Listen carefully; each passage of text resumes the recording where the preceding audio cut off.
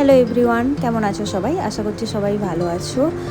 আমরা এই গরমের ছুটিতে চলে গেছিলাম পাহাড় ঘুরতে। আর বাঙালির কাছে পাহাড় মানে তো ইমোশন। যাই হোক, আমরা এবার গেছিলাম নাগাল্যান্ড, যেখানে আমাদের একটা ছোট্ট ট্রেকও ছিল আর তার সাথে ছিল অনেক ঘোরা।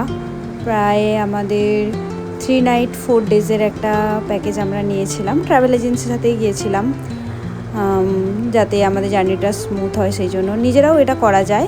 তো কিভাবে করা যায় সাথে থেকেও আমি বলে দেবো। চলো, তোমাদের সাথে গল্প করতে করতে আমাদের ট্রেনের টাইম হয়ে গেছে। আমাদের ট্রেন ছিল সন্ধে 6:35-এ হাওড়া থেকে কামরূপ এক্সপ্রেস। তো আমরা বেরিয়ে পড়লাম বাড়ি থেকে।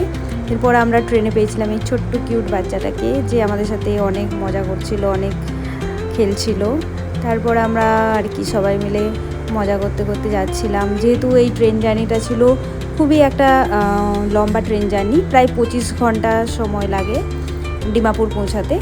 হাওড়া থেকে আমরা ডিমাপুর গিয়ে নামবো, সেটা পৌঁছাতে তো পরের দিন প্রায় 7:30 8টা হয়ে যাবে। দেখা যাক ট্রেন কখন জামাই বা কতটা লেট থাকে। তারপর আমরা কি এরকম গল্প করতে করতে যাচ্ছিলাম। পরের দিন প্রায় সন্ধে 7:30টার সময় আমরা পৌঁছে গেছিলাম ডিমাপুর স্টেশনে। এটা ডিমাপুর স্টেশনের বাইরে, এখান থেকে শেয়ার গাড়ি পাওয়া যায় কোহিমা যাওয়ার জন্য।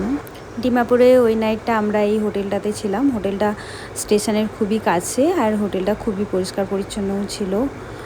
যাই হোক, দেখা হবে পরের ব্লগে, সাথে থেকো। সমস্ত কিছু ইনফরমেশান দেবো, কিভাবে তোমরা যেতে পারবে কম খরচে।